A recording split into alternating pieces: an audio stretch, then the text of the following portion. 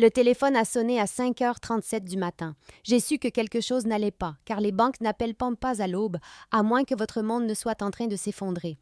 Mademoiselle Johnson, ici la First National, concernant votre compte épargne joint se terminant par 4789. Une activité importante a été enregistrée tôt ce matin. Mon cœur s'est arrêté. Ce compte contenait l'intégralité du fonds d'études d'Emma, 12 000 $ que nous avions économisés pendant 3 ans. Quel genre d'activité? Ai-je murmuré, sachant que je ne voulais pas connaître la réponse. Le compte a été entièrement vidé à 3h14 du matin. Nos images de surveillance montrent une femme âgée utilisant votre carte de débit. La pièce s'est mise à tourner.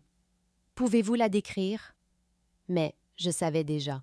Cheveux gris, 1,63 m, portant un manteau violet. Ma mère avait volé l'avenir de ma fille. Avant de continuer l'histoire, merci de vous abonner. Je dois atteindre les 1000 abonnés pour pouvoir vous apporter chaque jour des histoires comme celle-ci. Pour vous, ce n'est qu'un clic, mais pour moi, cela signifie énormément. Il y a 6 mois, je pensais que ma mère avait enfin changé et, mon Dieu, quelle naïve j'étais, car elle s'est présentée à mon appartement un mardi soir, les larmes aux yeux, serrant son sac à main comme une bouée de sauvetage, en disant « Sarah, ma chérie, je dois te parler de quelque chose de sérieux, et mon estomac s'est noué, car les conversations avec Linda qui commençaient ainsi ne finissaient jamais bien. Elle s'est assise sur mon canapé, tamponnant ses yeux avec un mouchoir qui semblait suspectement neuf, me racontant « J'ai eu des douleurs à la poitrine, et le médecin veut faire des examens coûteux, et ça y est, on y est, pensai-je. » Mais elle m'a surprise en disant « Je ne demande pas d'argent, ma puce. Je sais que j'ai fait des erreurs par le passé en vous empruntant de l'argent, à vous les enfants. » Ce qui a attiré mon attention, car Linda admettant ses erreurs était un territoire complètement nouveau pour notre famille. J'ai juste besoin de savoir que si quelque chose m'arrive, si j'ai une urgence médicale, quelqu'un en qui j'ai confiance a accès pour m'aider. Pourrais-tu m'ajouter à l'un de tes comptes, juste pour les urgences? Et elle avait l'air si petite, si vulnérable. Rien à voir avec la femme qui avait manipulé mon père jusqu'à la faillite ou convaincu mon frère de refinancer sa maison pour ses soi-disant entreprises. J'ai hésité, car Marcus m'avait toujours mis en garde contre les schémas de Linda, mais cela semblait différent, car elle ne demandait pas d'argent et paraissait sincèrement effrayée pour sa santé. Alors, quand j'ai dit « Maman, je ne sais pas », elle a supplié « S'il te plaît, Sarah, tu es la seule qui a la tête sur les épaules. Je te fais confiance pour me garder honnête. » Et l'ironie de cette déclaration me rend aujourd'hui physiquement malade. Je te promets, seulement pour de vraies urgences, j'ai appris ma leçon sur l'argent, a-t-elle continué, et contre tout instinct, contre la voix de Marcus dans ma tête me disant que c'était un piège, j'ai accepté de l'ajouter au compte épargne joint qu'Emma et moi avions constitué, pensant que cela semblait assez sûr. Linda était si reconnaissante qu'elle a versé de vraies larmes cette fois, m'a serré fort dans ses bras et a murmuré « Merci de me donner une autre chance ». Et j'ai ajouté son nom au compte le lendemain, me disant que j'étais une bonne fille. Tandis que le directeur de la banque commentait à quel point il était agréable de voir les familles planifier leur avenir ensemble, mais quelle idiote j'ai été. Le problème avec Linda, c'est qu'elle joue le même tour à notre famille depuis 20 ans, ayant toujours une crise qui nécessite un sauvetage financier immédiat, et mes frères et sœurs tombent bien dans le panneau à chaque fois, comme une horloge. Mon frère aîné, David, a refinancé sa maison 2 fois pour financer sa soi-disant entreprise de traiteur qui a mystérieusement fait faillite après qu'elle a acheté une voiture neuve au lieu d'équipement de cuisine professionnel. Et quand il a demandé le remboursement, elle a soudainement développé de mystérieux problèmes de dos qui l'empêchaient de travailler. Ma sœur Jennifer lui a prêté 8 000 $ pour des soins dentaires d'urgence qui se sont transformés en 3 semaines de vacances en Floride avec des photos Instagram de Linda sirotant des margaritas sur la plage pendant que Jennifer faisait des doubles gardes pour payer ses propres factures après avoir aidé maman. Puis, il y a mon jeune frère Michael, qui lui a donné tout son héritage de notre grand-mère, convaincu qu'elle en avait besoin pour des traitements contre le cancer que nous avons découvert plus tard n'avoir jamais eu lieu, car Linda n'a jamais été réellement malade. Elle voulait juste de l'argent pour des dettes de jeu qu'elle avait accumulées au casino. À chaque fois, Linda promettait de les rembourser avec intérêt, jurant sur la tombe de notre père que c'était la dernière fois qu'elle demanderait de l'aide. Mais d'une manière ou d'une autre, il y avait toujours une autre urgence, une autre histoire larmoyante, une autre raison pour laquelle le remboursement devait attendre encore un peu. J'ai regardé ce schéma détruire les finances et les mariages de mes frères et sœurs un par un. J'ai regardé Linda manipuler leur culpabilité et leur amour jusqu'à ce qu'ils soient émotionnellement et financièrement épuisés. J'ai donc pris la décision très tôt de ne jamais lui donner un seul dollar, aussi désespérées que soient ses supplications. Pendant 15 ans, j'ai tenu bon, ignorant ses larmes, ses chantages affectifs et ses accusations, selon lesquelles j'étais sans cœur et égoïste, refusant d'encourager son comportement destructeur, pendant que mes frères et sœurs me traitaient de froide et d'insensible pour ne pas aider la famille dans le besoin.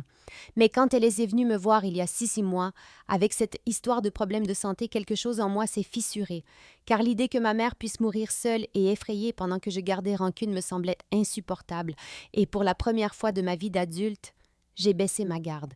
Je me suis convaincue que l'ajouter au compte ne revenait pas vraiment à lui donner de l'argent, mais juste à lui offrir une sécurité. Et que peut-être elle avait vraiment appris de ses erreurs après avoir vu ses autres enfants lutter financièrement à cause de ses choix, mais de toute évidence, je n'étais qu'une autre proie dans le jeu de manipulation familiale de longue haleine de Linda. Les retraits ont commencé de manière modeste et assez innocente, juste 50 $ par-ci par-là, avec des explications parfaitement raisonnables qui me faisaient sentir coupable ne serait-ce que de les remettre en question.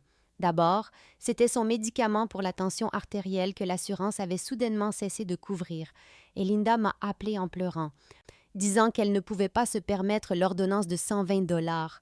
Je lui ai donc dit d'utiliser le compte d'urgence, car quelle fille laisserait sa mère sans ses médicaments pour le cœur?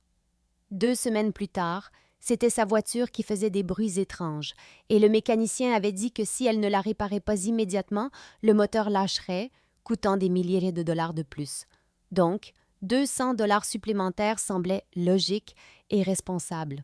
Puis, son budget pour les courses est devenu serré parce que son chèque de pension de retraite avait été retardé à cause d'un cafouillage gouvernemental.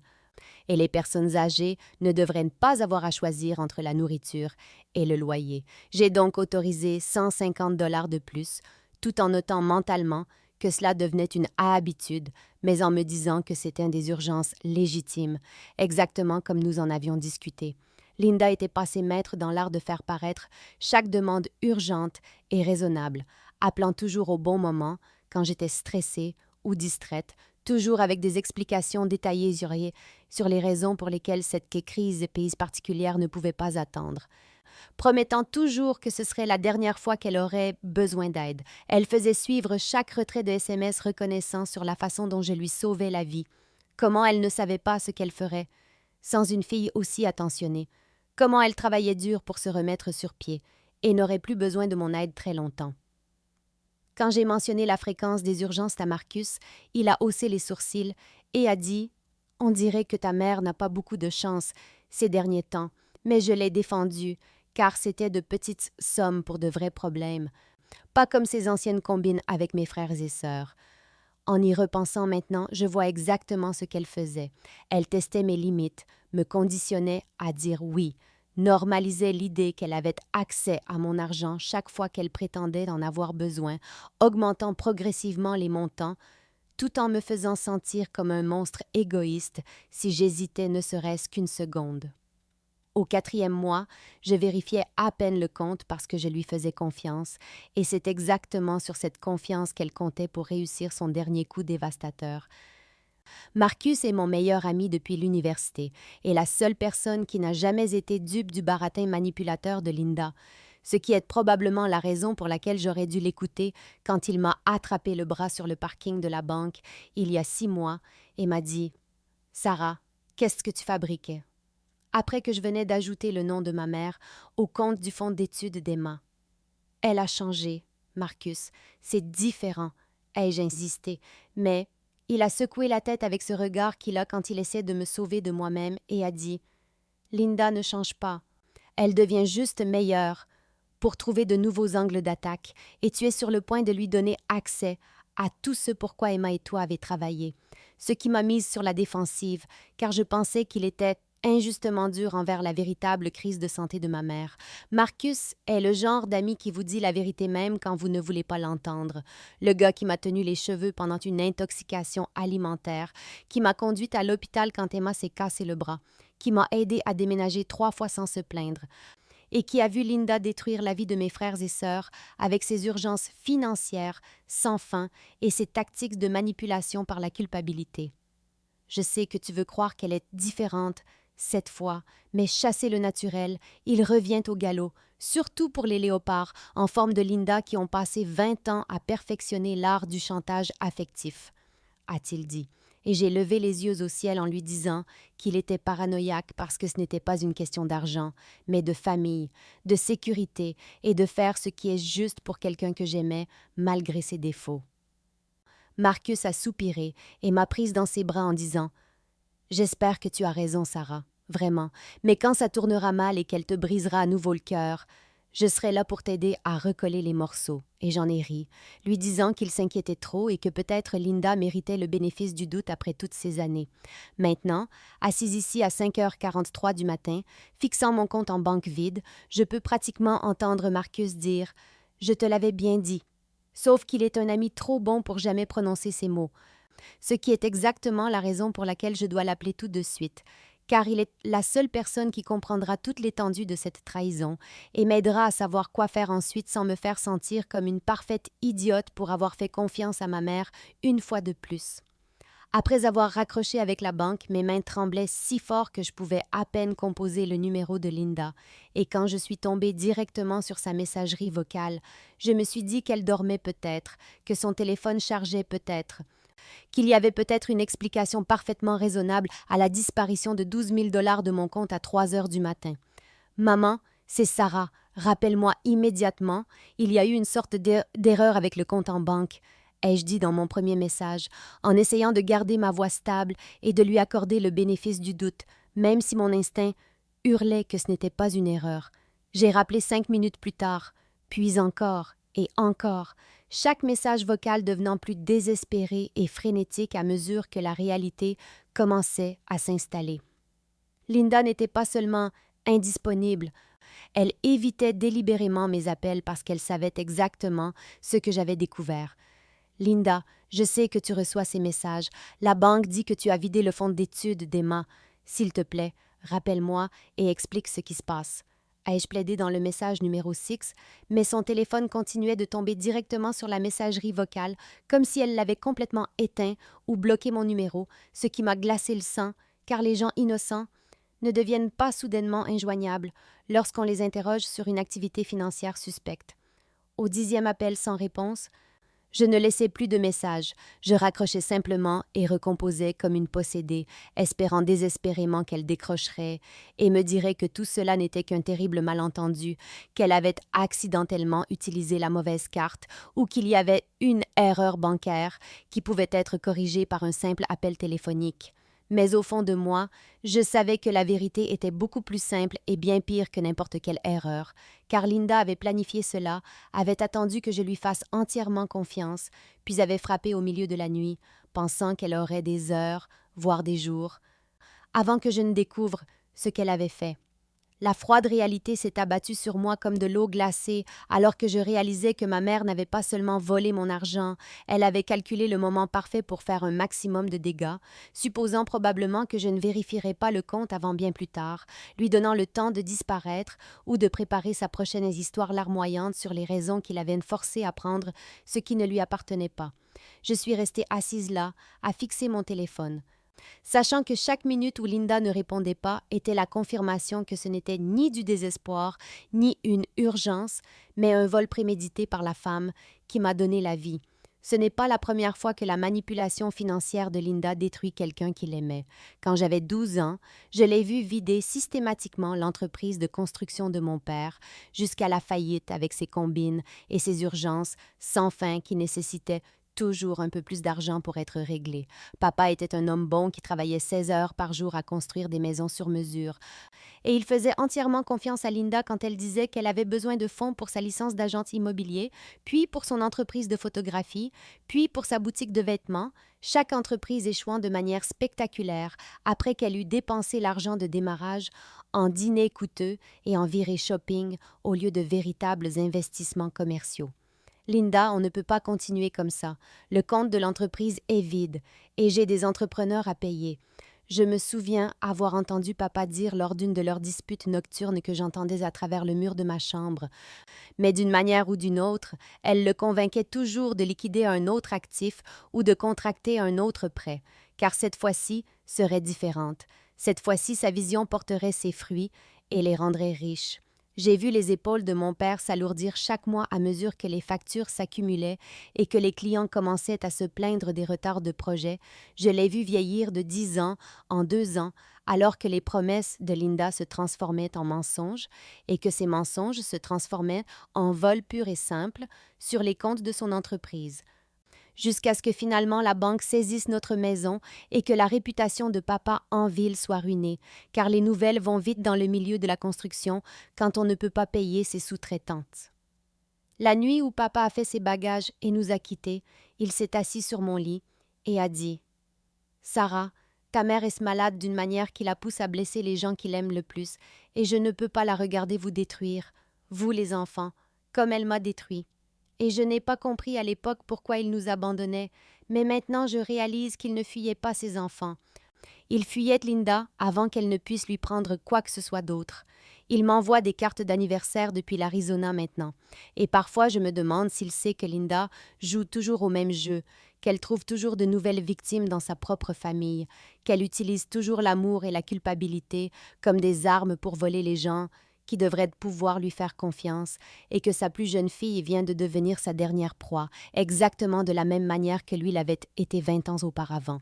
J'ai d'abord appelé David, car c'est l'aîné, et je pensais que peut-être, juste peut-être, il aurait une idée du comportement récent de maman. Mais quand je lui ai dit que Linda avait vidé le fonds d'études d'Emma, il a éclaté de rire et a dit « Allons, Sarah, maman ne ferait jamais une chose pareille. Tu as dû mal comprendre ce que la banque t'a dit. » Ce qui m'a donné envie de hurler, car comment pouvait-il être si aveugle après tout ce qu'elle lui avait fait personnellement? David, elle a volé 12 000 $. J'ai les relevés bancaires, ai-je dit, mais il a continué à la défendre en disant « Il doit y avoir une explication, peut-être qu'elle a eu une vraie urgence et qu'elle était trop gênée pour demander. Tu sais à quel point elle est fière. » Et j'ai réalisé qu'il lui trouvait encore des excuses, même après qu'elle lui eût coûté sa maison. Quand j'ai appelé Jennifer, elle a laissé rester silencieuse un long moment avant de soupirer et de dire « Sarah, elle prend de l'argent sur mon compte courant depuis des mois, de petites sommes que je pensais imaginer, mais je ne voulais pas y croire. » Et soudain, je me suis sentie mal, car il ne s'agissait pas seulement de moi. Linda avait systématiquement volé plusieurs de ses enfants simultanément, tout en nous montant les uns contre les autres. Michael a été le pire, cependant, car quand je lui ai dit ce qui s'était passé, il s'est mis en colère contre moi, en disant « Pourquoi es-tu toujours si méfiante envers maman? Ne peux-tu pas simplement aider la famille, sans compter les points?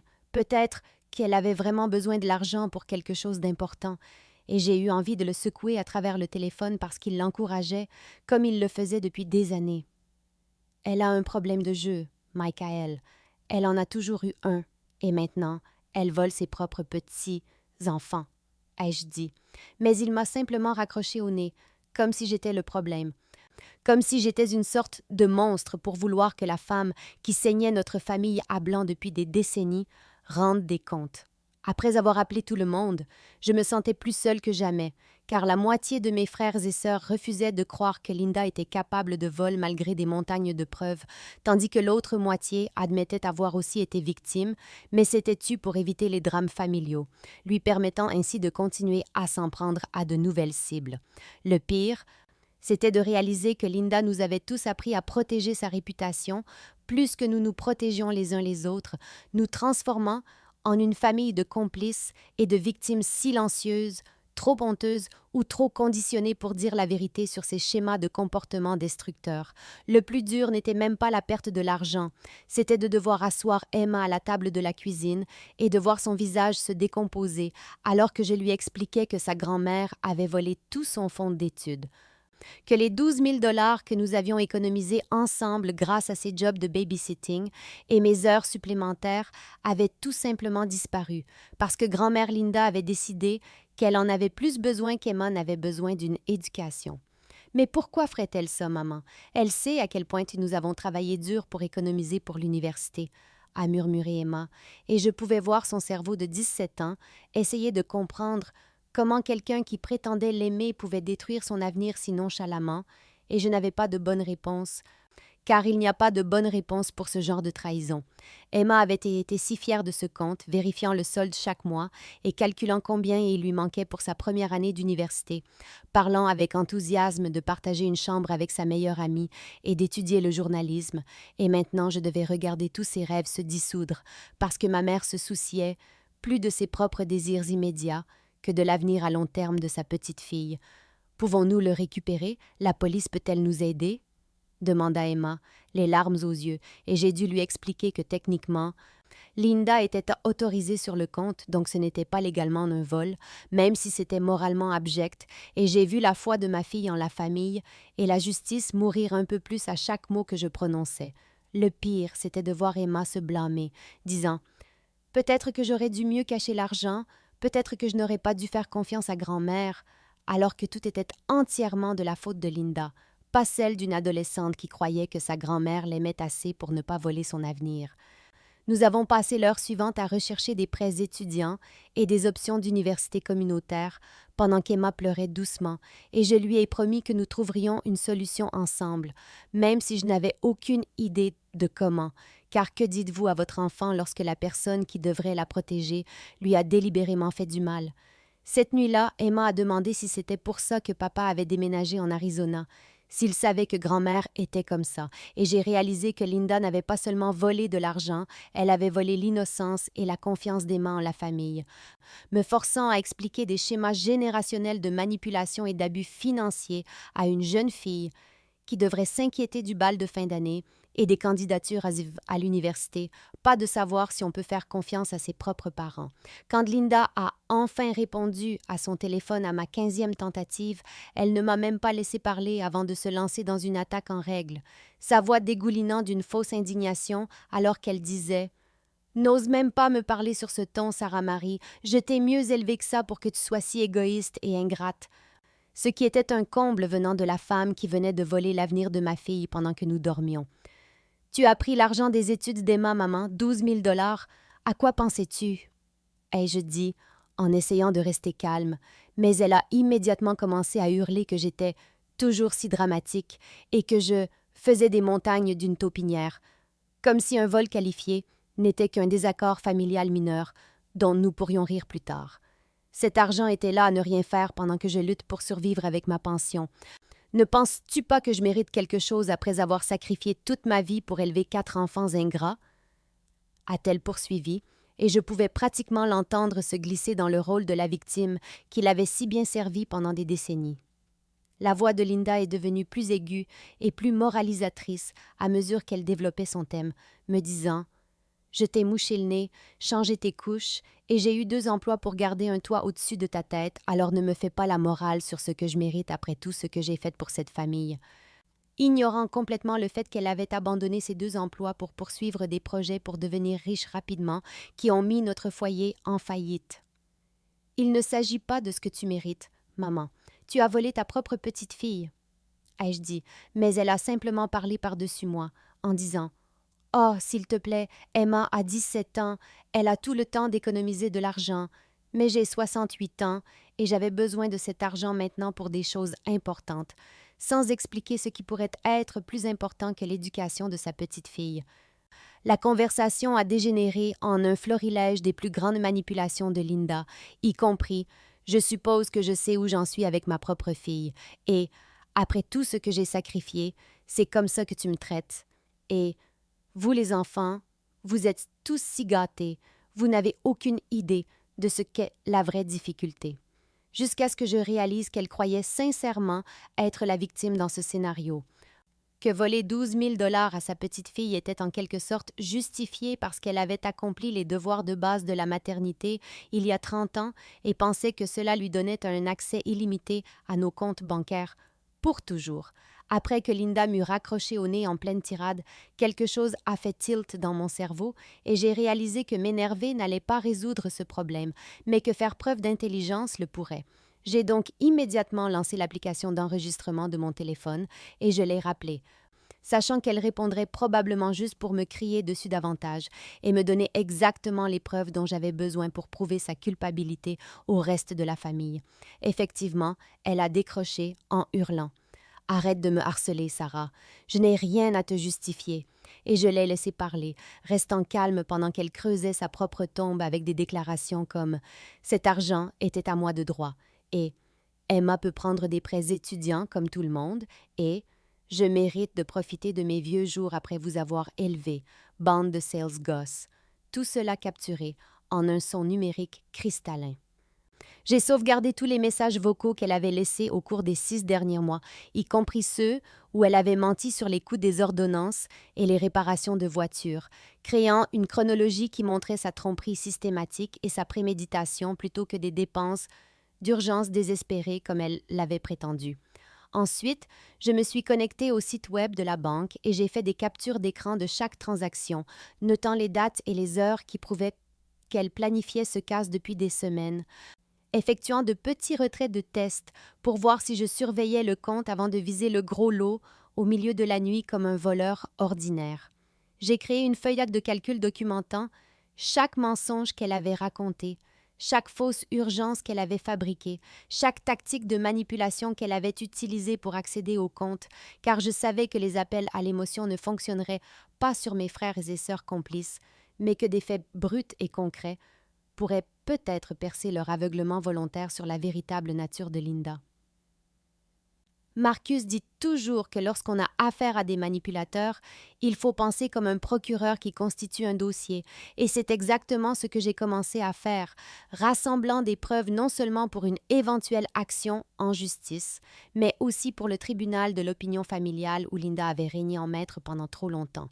J'ai même fait des recherches sur les lois relatives à l'abus financier des personnes âgées, et j'ai découvert que ce que Linda avait fait pourrait en fait être poursuivi en justice, car elle avait utilisé de faux prétextes pour accéder au compte, ce qui me donnait un levier que je ne m'attendais pas à avoir dans ce combat. Plus je rassemblais de preuves, plus je devenais calme, car je réalisais que l'arrogance et le sentiment de droit de Linda seraient de sa chute si je jouais bien mes cartes, en documentant chaque mot et chaque action jusqu'à ce que son schéma d'abus soit indéniable, même pour ses plus fidèles complices. J'ai appelé Marcus immédiatement après avoir tout documenté et j'ai dit « J'ai besoin que toi et ton amie avocate me rejoigniez pour un café tout de suite, parce que je suis sur le point de faire quelque chose qui est soit brillant, soit complètement insensé. » Et en 1 heure, nous étions assis au Corner Café avec Rebecca Chen, l'amie de Marcus de la faculté de droit, spécialisée en droit des aînés et en litiges financiers familiaux. Rebecca a écouté toute mon histoire en examinant mes preuves, puis a annoncé la mauvaise nouvelle avec une grimace de sympathie en disant « Légalement parlant, votre mère était une utilisatrice autorisée sur le compte, donc porter des accusations criminelles pour vol serait presque impossible. Et même si vous pouviez prouver la fraude basée sur ces faux prétextes d'urgence médicale, le procureur ne poursuivrait probablement pas une femme de 68 ans pour avoir volé sa famille. Ce qui m'a démoralisée jusqu'à ce qu'elle poursuive. Mais cela ne signifie pas que vous êtes impuissante ici. » Marcus s'est penché en avant pendant que Rebecca expliquait que si le système juridique ne pouvait pas rendre justice, il existait d'autres formes de responsabilisation qui pourraient bien être plus efficaces que des accusations criminelles, surtout avec quelqu'un comme Linda qui prospérait sur la sympathie familiale et la manipulation sociale. Le pouvoir de votre mère vient du contrôle du récit et du maintien de ses victimes isolées. Mais que se passe-t-il lorsque tout le monde connaît la vérité en même temps, lorsqu'elle ne peut plus monter les frères et sœurs les uns contre les autres ou compter sur des complices pour protéger sa réputation? A demandé Rebecca, et j'ai commencé à voir où cela menait. Elle a suggéré une intervention familiale coordonnée, où je présenterai mes preuves à tout le monde simultanément, rendant impossible pour Linda de raconter des histoires différentes à différentes personnes, et a également recommandé de documenter les dépenses récentes de Linda pour prouver que l'argent n'a pas été utilisé pour des urgences, mais pour des luxes personnels. Le but n'est pas la vengeance, c'est la responsabilisation et la prévention, car votre mère recommencera absolument avec quelqu'un d'autre dans votre famille, à moins qu'il n'y ait de réelles conséquences à ses actes, a expliqué Rebecca, et Marcus a hoché la tête avec enthousiasme, car il observait Linda manipuler ma famille depuis des années. Rebecca l'a également mentionné que si les poursuites pénales étaient un peu probables, un recouvrement civil pourrait être possible.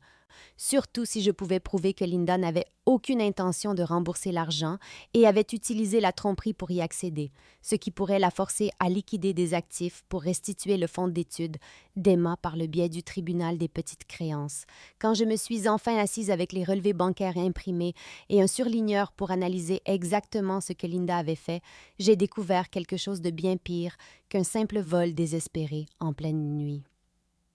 Les registres montraient qu'elle avait systématiquement siphonné de l'argent du compte d'Emma pendant 8 semaines, en commençant par de minuscules virements de 20 $ que je n'avais jamais remarqués et en augmentant progressivement jusqu'à des centaines de dollars à mesure qu'elle testait mon niveau d'attention et affinait sa technique.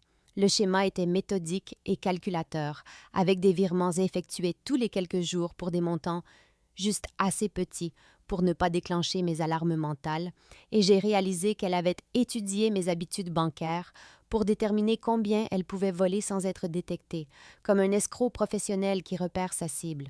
Le 15 janvier, elle a pris 23 $, puis 37 $ 3 jours plus tard, puis 55 $ la semaine suivante, chaque montant étant soigneusement choisi pour ressembler à de petites dépenses aléatoires plutôt qu'à un vol systématique, et en février, elle était assez confiante pour prendre des centaines de dollars à la fois, parce qu'elle savait que je lui faisais entièrement confiance.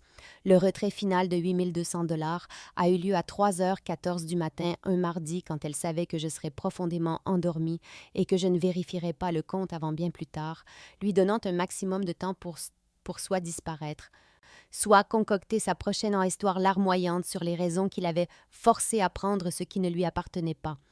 Mais ce qui m'a fait bouillir le sang, c'est de découvrir que certains de ces virements avaient eu lieu les jours où elle m'avait appelée en pleurant parce qu'elle était fauchée, volant littéralement Emma tout en sanglotant au téléphone sur sa reconnaissance pour mon soutien et sur le fait qu'elle n'abuserait plus jamais de ma confiance. J'ai trouvé des virements datés du même jour où elle m'avait envoyé un texto disant « Tu es une telle bénédiction, ma chérie. Je ne sais pas ce que je ferais sans toi », et d'autres qui coïncidaient avec ses publications sur les réseaux sociaux se présentant comme une grand-mère dévouée, qui ferait n'importe quoi pour ses petits-enfants, ce qui montrait un niveau de manipulation psychologique vraiment dérangeant. Il ne s'agissait pas de désespoir ou de dépenses d'urgence, mais d'une campagne de vol calculée s'étalant sur 2 mois, avec Linda me conditionnant délibérément à ignorer les petites anomalies pendant qu'elle planifiait son coup final dévastateur contre l'avenir de ma fille. Et soudain, je n'étais plus seulement en colère. J'étais froidement déterminée à m'assurer qu'elle subirait les conséquences de cette trahison préméditée de tout ce que les familles sont censées représenter. La preuve irréfutable est arrivée quand Marcus m'a suggéré de vérifier la page Facebook de Linda pour voir si elle avait posté quelque chose de suspect récemment, et ce que j'y ai trouvé m'a littéralement fait halter, car ma mère, soi-disant fauchée et désespérée, avait documenté sa virée shopping en temps réel, comme une sorte de blogueuse de voyage sociopathe. Il y avait Linda dans un spa de luxe, se faisant faire un soin du visage à 100 $ le 20 février, 6 jours seulement après m'avoir pleuré au nez qu'elle ne pouvait pas s'offrir de quoi manger, posant avec des tranches de concombre sur les yeux et légendant « Je me fais plaisir parce que je le mérite après toutes ces années difficiles. Je me sens bénie et reconnaissante pour les aubaines inattendues. » 2 jours plus tard, elle avait posté des photos d'un restaurant de fruits de mer coûteux, exhibant un dîner de homard qui coûtait probablement plus que le budget d'épicerie hebdomadaire d'Emma, avec la légende « La vie est trop courte pour ne pas profiter des bonnes choses », à la santé des nouvelles opportunités et des nouveaux départs, ce qui m'a donné envie de jeter mon téléphone à travers la pièce. Mais le pire, C'était son album de vacances de la semaine dernière, des dizaines de photos d'un complexe hôtelier au Mexique montrant Linda, sirotant des cocktails au bord de la piscine, se faisant masser et faisant du shopping dans des boutiques de luxe, tout cela financé par l'argent qu'elle avait volé du fonds d'études de sa propre petite fille, tout en me disant qu'elle en avait besoin pour des urgences médicales. Elle avait même posté un selfie avec la légende. Je vis enfin ma meilleure vie à 68 ans. Parfois, l'univers vous offre exactement ce dont vous avez besoin quand vous en avez le plus besoin. Reconnaissante envers une famille qui comprend que les aînés méritent respect et soutien. Ce qui était si effronté et éhonté que j'ai fait des captures d'écran de chaque publication comme preuve de sa fraude. Les commentaires de ses amis la félicitant de se mettre enfin en premier et de profiter de ses années dorées m'ont rendu malade, car ils n'avaient aucune idée que ces vacances de luxe étaient financées par le vol commis sur une jeune fille de 17 ans qui avait fait du babysitting et économisé pendant 3 ans. L'arrogance de Linda m'avait enfin donné l'arme dont j'avais besoin pour détruire son récit de victime, car comment pouvait-elle prétendre à une urgence désespérée, alors qu'elle postait littéralement des preuves de ses dépenses frivoles sur les réseaux sociaux à la vue de tous, et j'ai réalisé que son besoin narcissique d'attention et de validation serait exactement ce qui la ferait tomber à la fin.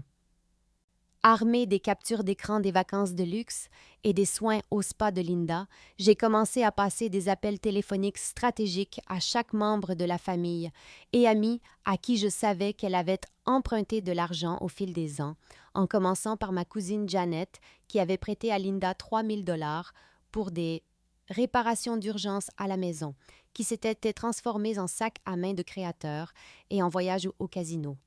Janet, je dois te montrer quelque chose qui va te mettre en colère, mais je pense que tu mérites de savoir où est vraiment passé ton argent. Ai-je dit. Et quand je lui ai envoyé les photos des vacances de Linda dans un complexe hôtelier mexicain, Janet s'est mise à rire de cette manière amère que les gens ont quand ils réalisent qu'ils se sont complètement fait avoir par quelqu'un en qui ils avaient honte confiance. J'ai ensuite appelé ma tante Carole, qui avait donné à Linda 1 500 $ pour des réparations de voiture le mois dernier, et quand Carole a vu les photos de Linda se faisant masser par des professionnels et mangeant des dîners à 100 $, elle a dit « Cette sorcière manipulatrice m'a pleuré la misère tout en vivant comme une reine avec de l'argent volé » et a immédiatement accepté de m'aider à organiser une intervention familiale. Un par un, j'ai contacté tous ceux que Linda avait escroqués, partageant les preuves de sa récente virée shopping et expliquant comment elle avait utilisé les mêmes tactiques de fausse urgence sur nous tous, nous montant les uns contre les autres tout en drainant systématiquement les ressources de notre famille pour ses propres plaisirs égoïstes. Mon beau-frère Tom, qui s'était porté garant d'un prêt pour les frais médicaux de Linda qu'elle n'avait pas remboursés, était particulièrement en colère quand il a vu les photos du spa, car il effectuait lui-même ses paiements pour protéger sa cote de crédit pendant que Linda s'envolait pour le Mexique avec l'argent qu'elle avait volé à Emma. En 24 heures, j'avais un groupe de discussion par SMS avec 8 membres de la famille qui avaient été financièrement victimes de Linda, et nous avons commencé à comparer nos notes sur ses tactiques de manipulation, découvrant qu'elle avait utilisé des histoires larmoyantes identiques sur plusieurs personnes simultanément, empruntant parfois pour la même fausse urgence à 3 parents différents dans la même semaine. La discussion de groupe était devenue un réseau de soutien et une opération de collecte de preuves, chacun contribuant avec des captures d'écran, des relevés bancaires et des conversations enregistrées qui dressaient un tableau clair de la fraude systématique de Linda contre les membres de sa propre famille. Rebecca avait eu raison sur le pouvoir de la révélation coordonnée, car soudain, Linda ne pouvait plus compter sur le fait de garder ses victimes isolées et honteuse, et j'ai réalisé que nous étions en train de construire un dossier en béton qui lui rendrait impossible de se sortir de cette situation par la manipulation cette fois-ci. J'ai organisé l'intervention pour le dîner du dimanche chez David, disant à Linda que la famille voulait célébrer sa récente bonne fortune, tout en me coordonnant secrètement avec 8 parents qu'elle avait financièrement abusés au fil des ans. Quand Linda est entrée dans cette salle à manger, s'attendant à une autre réunion de famille où elle pourrait jouer la victime et manipuler la sympathie, elle s'est plutôt retrouvée face à un tribunal de personnes armées de preuves de son vol et de sa fraude systématique. Linda, nous devons parler de tes récentes vacances au Mexique et de la provenance de cet argent, ai-je dit calmement, et j'ai vu son visage pâlir alors qu'elle réalisait que ce n'était pas un dîner de famille amicale, mais une confrontation coordonnée à laquelle elle ne pourrait pas échapper par le charme ou le mensonge. Elle a immédiatement essayé ses tactiques de déviation habituelles, disant « Je ne sais pas de quoi vous parlez. J'ai des difficultés financières depuis des mois. » Mais ma cousine Janet l'a interrompue. « Vraiment, Linda? Parce que voici une photo de toi recevant un massage à 200 $ pendant que j'attends toujours que tu me rembourses les 3 000 $ que tu as empruntés pour des réparations d'urgence à la maison. » Et soudain, Linda était entourée de voix en colère qu'elle ne pouvait ni faire taire, ni manipuler individuellement. Tante Carole lui a montré les photos des dîners de luxe de Linda tout en exigeant le remboursement des 1500 $ qu'elle avait prêtés pour de faux problèmes de voiture. Tom l'a confronté au sujet des factures médicales qui s'étaient transformées en vacances au Mexique, et mes frères et sœurs qui la défendaient quelques jours auparavant sont restés assis en silence, abasourdis, alors que les preuves s'accumulaient contre leur précieuse mère qui ne pouvait rien faire de mal. Linda a essayé toutes les ruses de son répertoire, pleurant d'être prise à partie par des enfants ingrats, prétendant qu'elle avait utilisé l'argent pour des urgences légitimes que nous ne comprenions pas, essayant même de sortir de la pièce de manière dramatique, mais pour la première fois depuis des décennies, il n'y avait nulle part où fuir, car tout le monde dans cette pièce avait été sa victime, et personne ne gobait plus ses histoires larmoyantes. Les photos de vacances sont horodatées, Linda. Nous avons des relevés bancaires montrant quand tu as volé l'argent des études d'Emma, et nous avons tous comparé nos notes sur tes histoires d'urgence identiques, ai-je dit, la regardant réaliser que sa plus grande arme, la capacité de diviser et conquérir sa famille par une manipulation isolée, avait été complètement neutralisée par notre réponse coordonnée. Elle est restée assise là, paraissant plus petite et plus désespérée que je ne l'avais jamais vue, comprenant enfin que la partie était terminée et que de réelles conséquences allaient suivre, qu'elle le veuille ou non. Le coup de grâce s'est venu quand j'ai sorti mon téléphone et dit « Linda, puisque tu ne cesses de parler de tes problèmes de santé et de tes urgences médicales, je pensais que tout le monde devrait être au courant de ta récente visite chez le médecin. » Et j'ai vu son visage blêmir alors que j'expliquais comment j'avais appelé son médecin traitant, après être devenue suspicieuse de ses histoires médicales, en constante évolution. Le docteur Martinez a été très utile lorsque j'ai expliqué que j'étais préoccupée par la santé de maman et que je voulais coordonner ses soins en tant que son contact d'urgence, et imaginez ma surprise quand il m'a dit que le dernier rendez-vous de Linda remontait à 8 mois pour un bilan de routine où elle avait reçu un certificat de bonne santé, sans douleur thoracique, sans problème cardiaque et sans examen coûteux recommandé, ai-je annoncé à la pièce. Et on aurait pu entendre une mouche voler alors que tout le monde réalisait que le fondement de toute la campagne de manipulation de Linda était une fabrication complète. Linda a commencé à bafouiller sur les violations de la vie privée et les différences médecins, mais j'ai continué sans relâche. J'ai aussi appelé le cardiologue qui, selon toi, effectuait des examens coûteux, et ils n'ont aucune trace de toi en tant que patiente, ce qui signifie que tu as inventé un problème cardiaque pour me manipuler afin de te donner accès au fonds d'études d'Emma. Et la trahison sur les visages de mes frères et sœurs était dévastatrice, car ils avaient défendu sa prétendue maladie pendant des mois. Mais attendez, ce n'est pas tout, ai-je dit, en montrant ses publications sur les réseaux sociaux des 6 derniers mois où elle parlait de randonnée, de cours de danse et de séances de yoga, toutes des activités qui seraient impossibles pour quelqu'un ayant le grave problème cardiaque qu'elle prétendait avoir.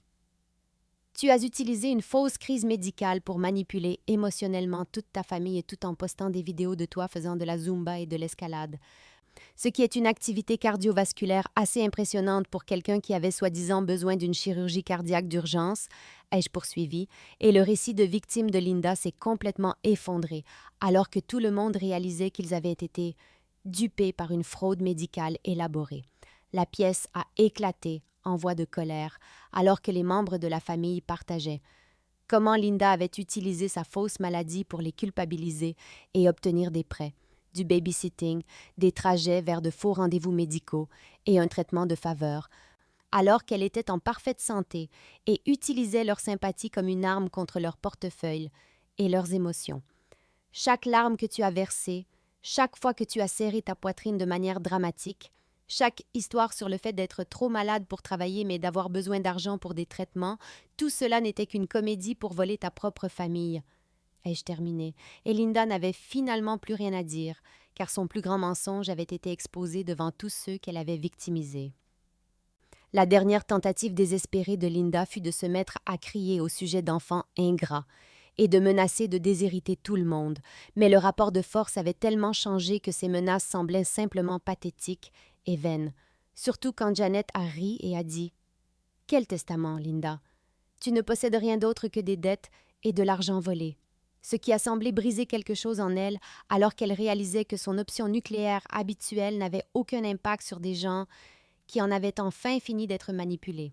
Elle a de nouveau essayé de sortir en trombe, mais Tom a bloqué la porte et a dit « Tu ne pars pas tant que nous n'aurons pas établi un plan de remboursement pour tous ceux que tu as volés. » Et soudain, Linda était piégée dans une pièce pleine de gens, exigeant des actions concrètes au lieu de promesses vides, avec Carol sortant une calculatrice et additionnant les dégâts totaux pendant que Linda gémissait sur la méchanceté dont nous faisions tous preuve envers une vieille femme malade. La carte de la fausse maladie ne fonctionne plus, maman. Nous savons tous que tu es en parfaite santé et que tu as menti sur tout, a dit David. Et je pouvais le voir accepter enfin la vérité sur la femme qui avait détruit sa sécurité financière tout en jouant la victime, ce qui a semblé dévaster Linda plus que toute notre colère, car David avait été son plus fidèle défenseur.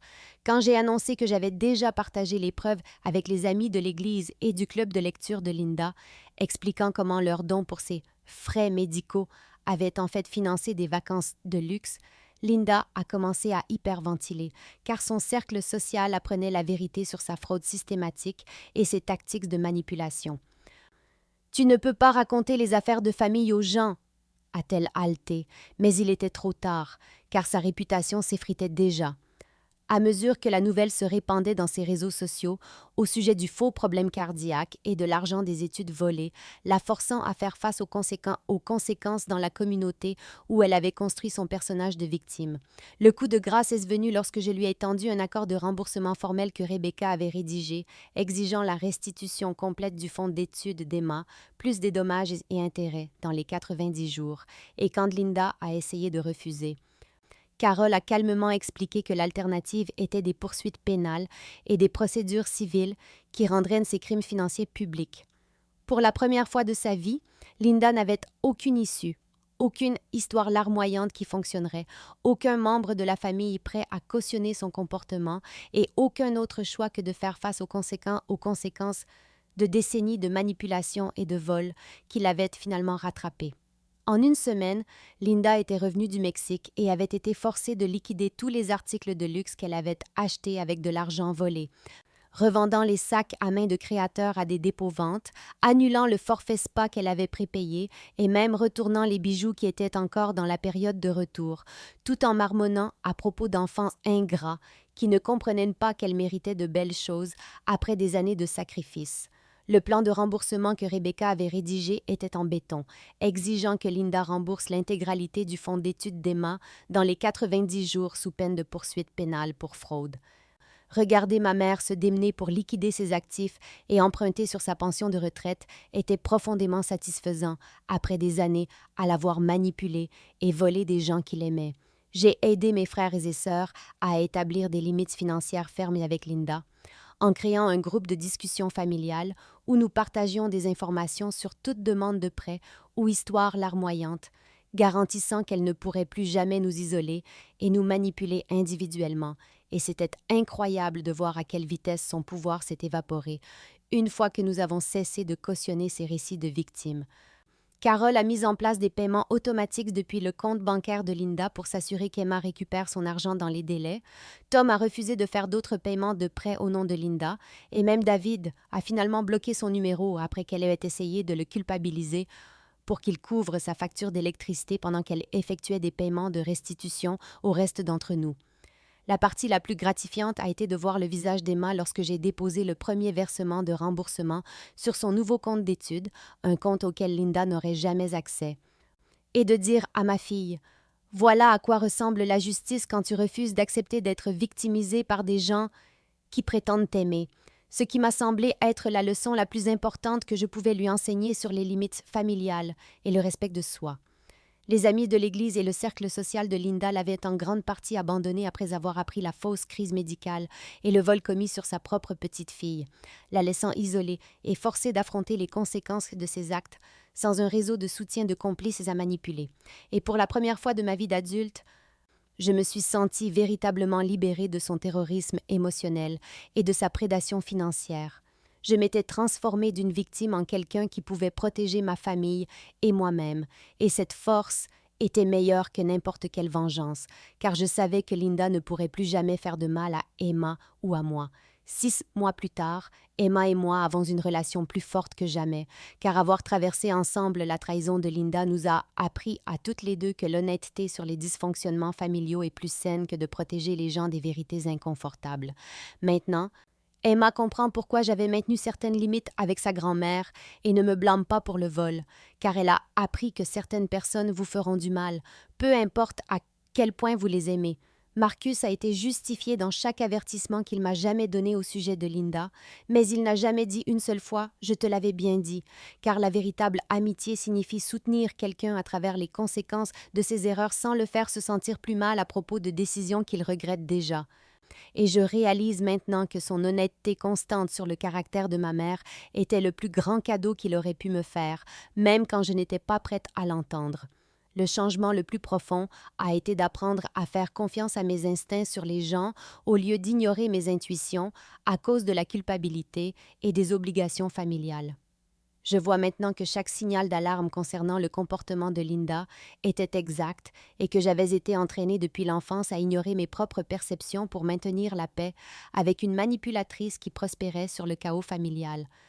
Le fonds d'études d'Emma a été entièrement restitué grâce aux paiements ordonnés par le tribunal de Linda et plus important encore, Emma a appris des leçons sur la responsabilité financière et les limites familiales qui la protégeront pour le reste de sa vie, la rendant plus forte et plus sage qu'elle ne l'aurait été sans cette expérience douloureuse. Linda essaie encore de culpabiliser les membres de la famille de temps en temps, mais son pouvoir est complètement brisé car nous avons tous appris à partager les informations et à nous soutenir les uns les autres au lieu de souffrir en isolement. L'avoir réalisé que ces tactiques de manipulation ne fonctionnent plus est une forme de justice à l'état pur. La transformation de victime à défenseur de ma famille n'a pas été facile, mais elle était nécessaire, et maintenant je dors paisiblement en sachant qu'Emma est protégée, que mes frères et sœurs sont plus sages, et que je comprends enfin qu'aimer quelqu'un ne signifie pas accepter ses abus. Parfois, le plus grand cadeau que vous puissiez vous faire, à vous-même et à vos enfants, est de refuser d'encourager un comportement toxique, même lorsque ce comportement vient de membres de la famille, qui devraient ne savoir mieux. Et je suis reconnaissante que la trahison de Linda m'ait finalement enseigné la force que je ne savais pas que j'avais.